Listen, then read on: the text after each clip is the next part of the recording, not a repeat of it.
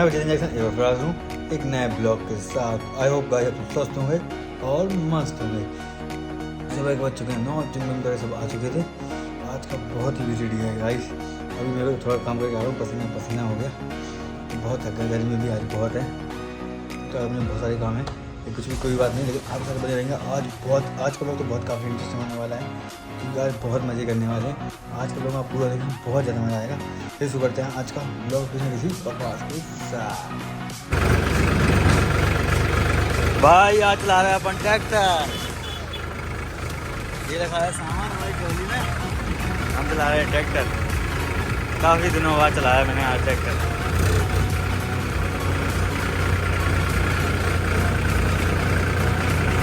अरे भाई ये चला रहे हैं, क्या चल रहा है?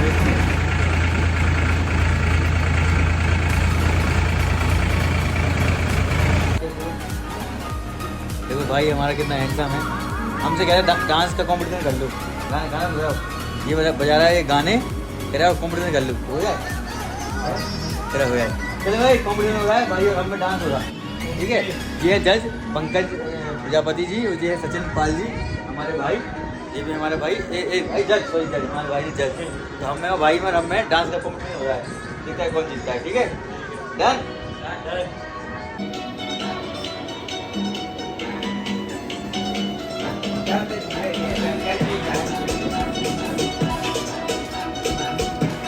बताइए कौन जीता, भाई जीता या मैं जीता? जल्दी बताइए कौन जीता। थक गए यार, भाई जीत गया यार। भाई के डांस कर रहा था ऐसे ऐसे करके। हाँ पंकज सर कौन जीता? भाई साहब थोड़ा थोड़ा बटा गए। आप बताइए। दोनों जीते? हाँ दो जीते, दोनों भाई। मज़ा आ गया भाई, मज़ा आ गया हैं। चलो ठीक है, चलो मज़ा आ गया। सब रेडी हो चुके हैं, नहा धो के मस्त। आज शाम को 4 बजे नहाया, लेकिन बहुत एक अच्छी जगह जा रहे हैं। आप आज का ब्लॉग पूरा देखें। आज आप देखना कि आप भी कहोगे मज़ा आ गया। तो ये भी जा रहे हैं सीएस सिटी, देखते हैं क्या होता है। जो भी होने वाला है बहुत अच्छा होने वाला है।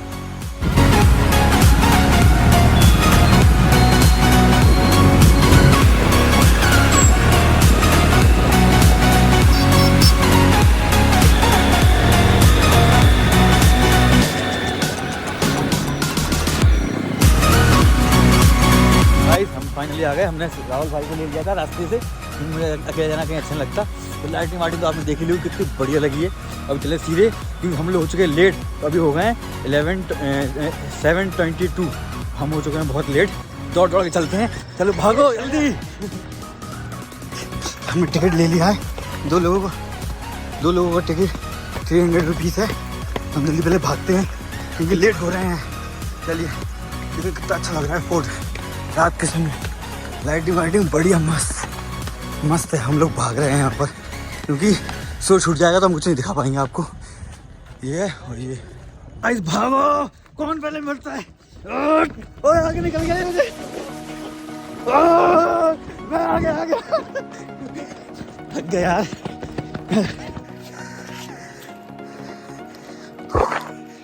गाइस बहुत थक गए।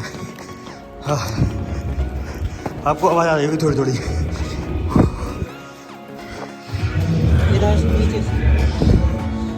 कहाँ से ये शो चल रहा है?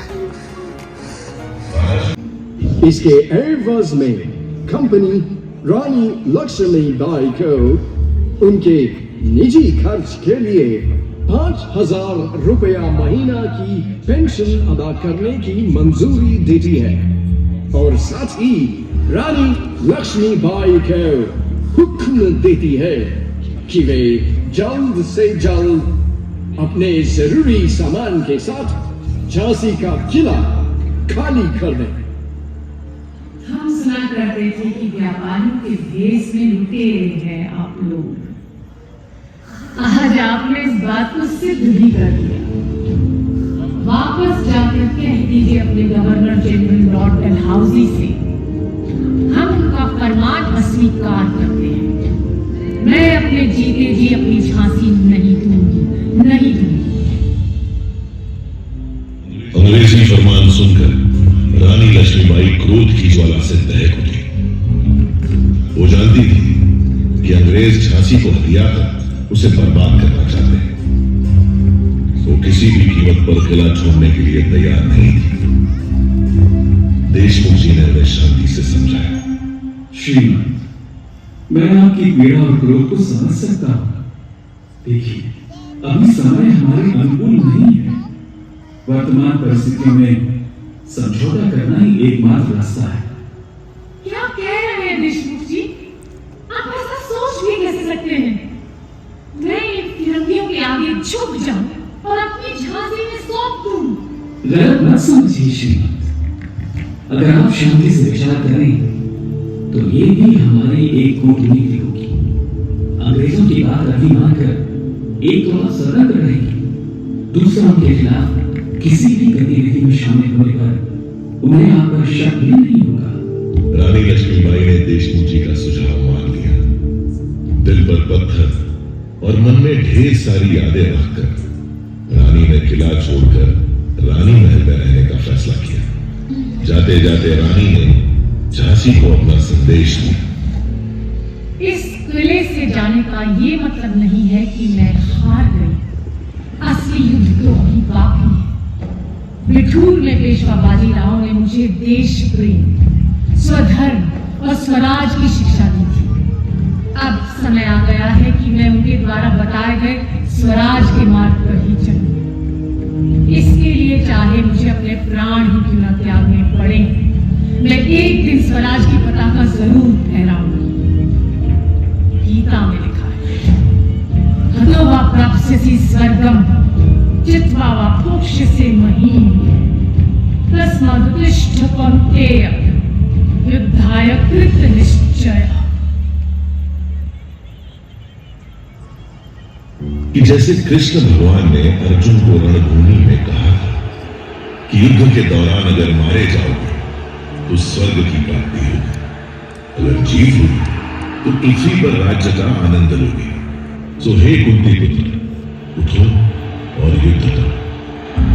इतना कहकर रानी इस किले को छोड़कर चली गई। उस दिन दुल्हन बनकर आई रानी को मेरी देहरी से बाहर जाना पड़ा। मेरी दीवारें फूट कर रोई। मेरी प्राचीर की छाती पर बदनुमा दाग की तरह दाग दिया गया फिरंगी हुकूमत का झंडा।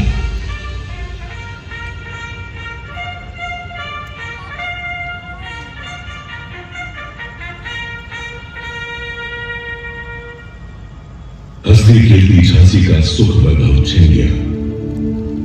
अंग्रेजी हुकूमत ने न केवल आम जनता को प्रताड़ित किया बल्कि रानी का अपमान करने का भी कोई मौका नहीं छोड़ा। रणनीति के अनुसार रानी अपमान का यह कड़वा घूंट पीने के लिए मशगूल थी।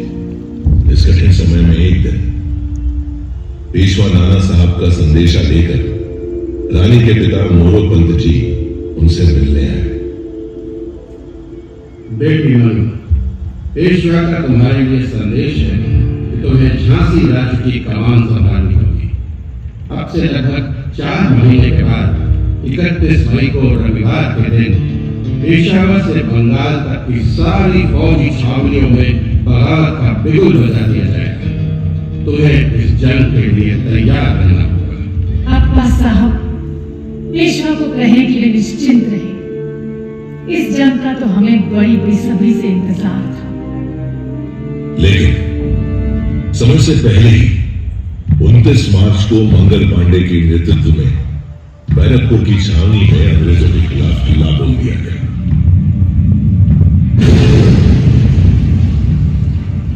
मंगल पांडे की शहादत का शुभ समाचार भी आया।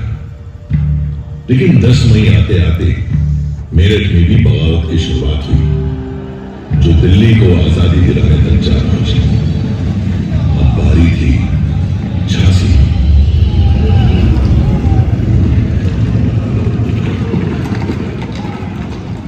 जून 1857 को 12वीं पैदल सेना के सिपाहियों ने स्टार फोर्ट पर हमला बोल दिया जो अंग्रेजी कंपनी का दिन था।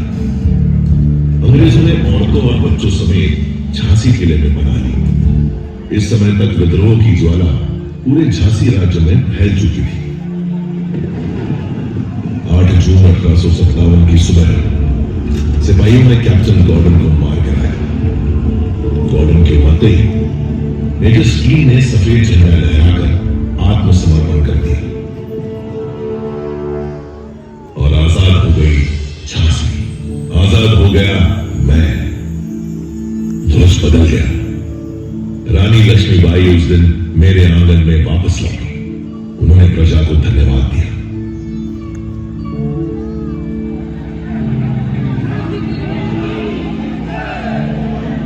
मुझे गर्व है आप सभी, आपके हौसलों पर, आपकी बहादुरी पर। अगर आप लोग इस लड़ाई में अंग्रेजों के खिलाफ खड़े न होते तो हम ये जंग कभी नहीं जीत पाते। लेकिन याद रहे, खतरा अभी पूरी तरह से टला नहीं है। हमें चौकन्ना रहना होगा। अंग्रेज कभी भी पलटवार कर सकते हैं।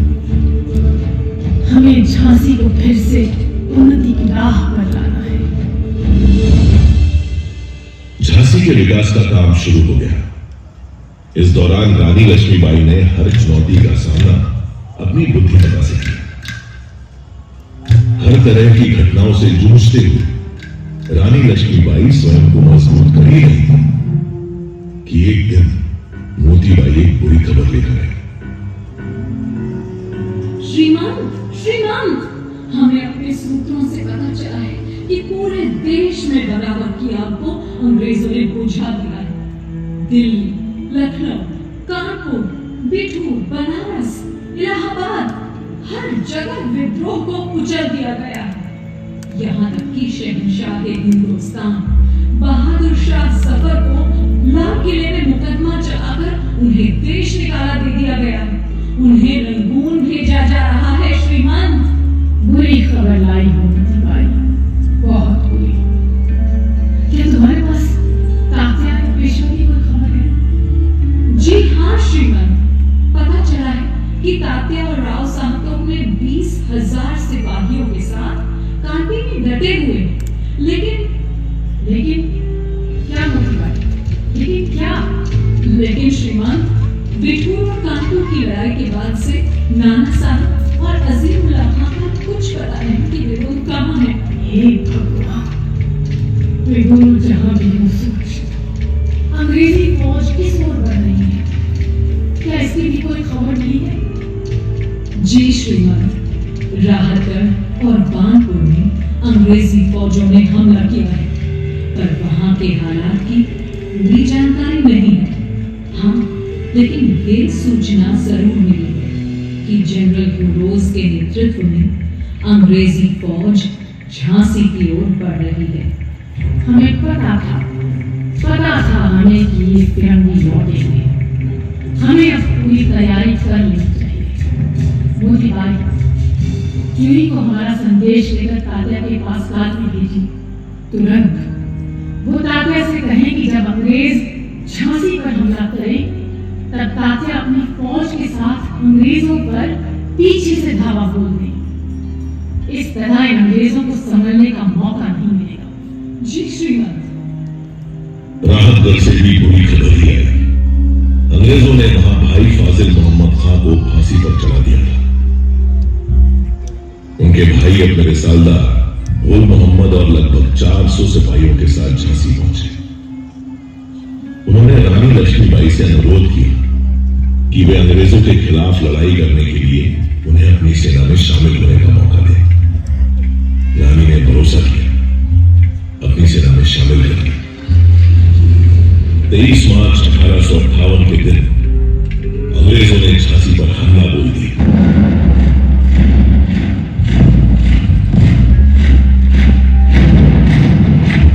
बारूद के धमाकों के बीच खड़ा मैं ये सब देख रहा था, लेकिन झांसी में वफादारों की भी कोई कमी नहीं थी। फाटक पर ही अंग्रेजों पर टूट पड़े कुंवर खुदाबख्श। लड़ते लड़ते उन्होंने अपने प्राणों की आहुति दी।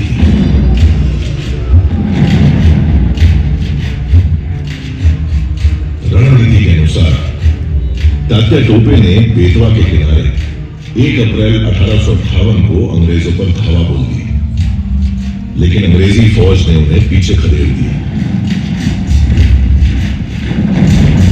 रानी लक्ष्मीबाई की रणनीति विफल हो चुकी थी। स्वयं ही अंग्रेजों का सामना करना था। रानी लक्ष्मीबाई और उनकी सेना युद्ध के लिए तैयार थी, लेकिन विश्वासघात के लिए नहीं। लड़ाई के 11वें दिन पीर अली और दुल्हंजू ने किले का ओछा द्वार खोल दिया।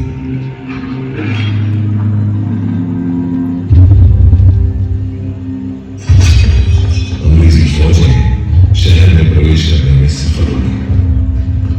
इधर किले के बुर्ज पर पहले गौस खां और फिर थोड़ी देर बाद मोतीबाई भी शहीद हो गई। रानी लक्ष्मीबाई ने अपने 3 सबसे होनहार सैनिकों को खो दिया। आज भी इस किले की मिट्टी में ही सुपुर्दे खाक है ये शूरवीर। रानी अंग्रेजों का डटकर मुकाबला कर रही थी, लेकिन परिस्थितियां झांसी के विरुद्ध होती जा रही थी। उस समय अंग्रेजों को भ्रमित करने के लिए बहादुर झलकारी बाई रानी लक्ष्मीबाई का वेश धारण करके युद्ध भूमि में उतर गई। वेशभूषा के कारण झलकारी को रानी समझकर उनसे युद्ध करने लगे। झलकारी ने रानी लक्ष्मीबाई और उनके पुत्र की जान बचाने के लिए अपने प्राणों की आहुति दी। तभी मैंने देखा कि कैसे अपने घोड़े पर सवार पीठ पर ममता की चादर ओढ़े हुए रानी लक्ष्मीबाई मेरे किले की टूटी हुई दीवारों से कूदी और देखते ही देखते मेरी आंखों से उछल गई।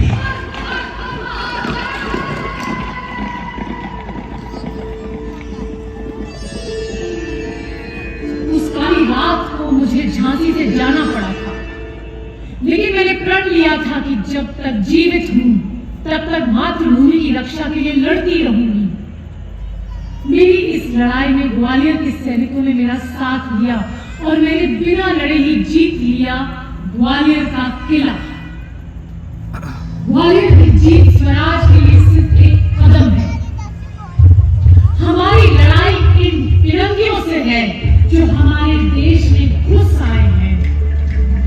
हमें इन्हें अपने देश से बाहर निकालना है और स्वतंत्र भारत का जो सपना हम सब ने मिलकर देखा है उसे पूरा करना है। भारत भूमि के वीर जवानों, अब वक्त आ गया है मातृभूमि का ऋण उतारने का।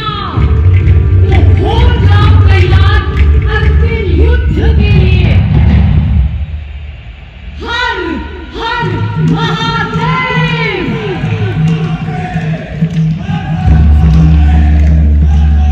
अंग्रेजों से अंतिम युद्ध का समय आ गया था। मुंदर, देशमुख जी, जवाहर सिंह, रघुनाथ सिंह और गुल मोहम्मद रानी के साथ थे। सूरज निकलते ही जंग शुरू हो गई। रानी लक्ष्मीबाई की तलवार के आगे दुश्मनों के पैर उखड़ने लगे। पहला पहर रानी लक्ष्मीबाई के पक्ष में था। दूसरे पहर तक अंग्रेजों को समझ आ चुका था कि अगर रानी लक्ष्मीबाई को नहीं रोका गया तो ये जंग कभी नहीं जीत सकेगी। तभी फिरंगियों ने अपनी रणनीति में बदलाव किया और हुसार दस्ते को रानी लक्ष्मीबाई से लड़ने आगे भेजा। हुसार दस्ते ने भी ऐसी वीरांगना पहले कभी नहीं देखी थी। दांतों से घोड़े की लगाम संभाले और दोनों हाथों से तलवार चलाते हुए शत्रुओं का संहार कर रही थी रानी लक्ष्मीबाई। लेकिन उस दिन रानी का विश्वास पात्र घोड़ा उनका साथ न दे सका। नाले के पास पहुंचकर ठिठर गया। रानी को हुसार दस्ते ने घेर लिया। ठिठर गया समय, ठिठर गई दिशाएं, ठिठर गई थी मेरी भी सांसें। दुश्मनों से घिरी रानी आंधी प्रबंधन की तरह लड़ती रही। तभी एक अपघाती दरिंदे ने उनकी बस्तियों के पास तलवार सवार किया। रानी चुपे हो गई। उनके शरीर से खून रह रहा था, पर वो तो खूब लड़ी मर्दानी, वो तो झांसी वाली रानी थी। घाव खाकर भी पूरे ताव और चाव से गुजर गए। एक एक कर शत्रु धराशायी हो रहे थे। किसी ने उनके सिर पर वार किया। इस बार उनकी आंख जख्मी हो गई।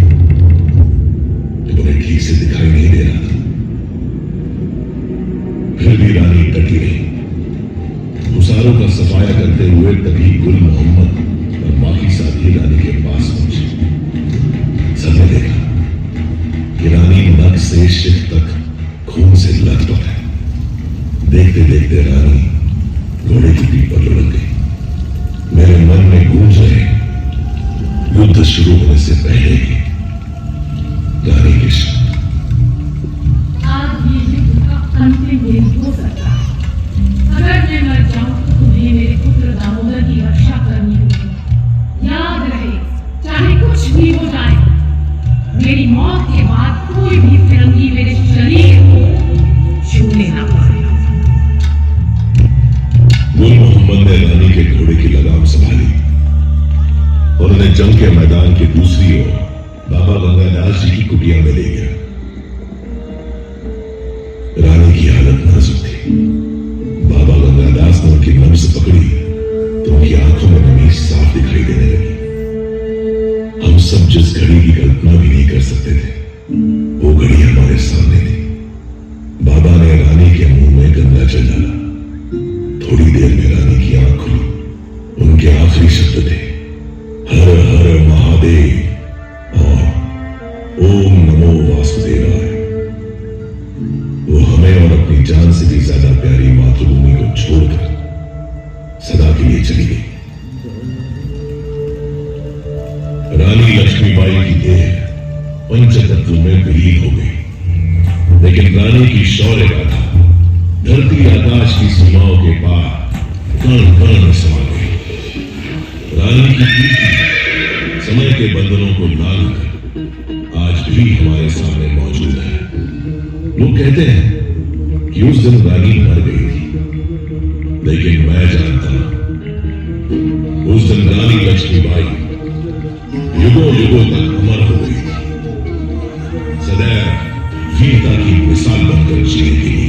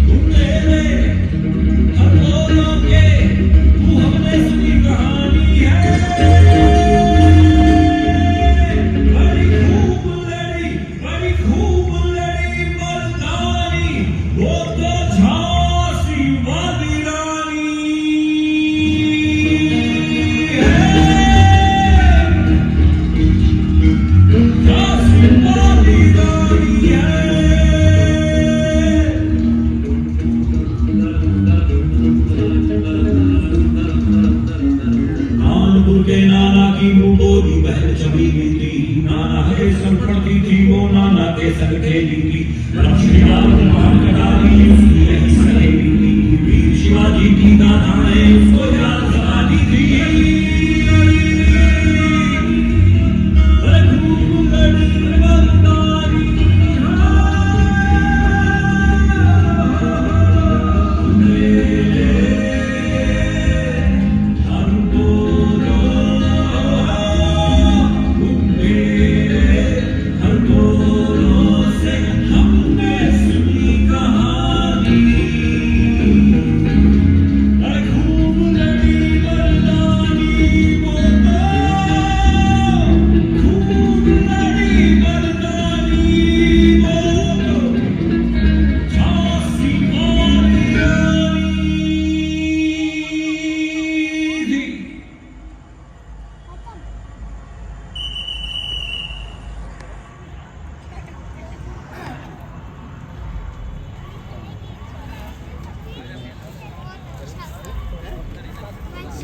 एक मैं मोस्ट इंपॉर्टेंट चीज़ भूल गए थे, थोड़ा रिव्यू लेते हैं शो के बारे में। तो भाई मैम से मिलते हैं। Hi ma'am.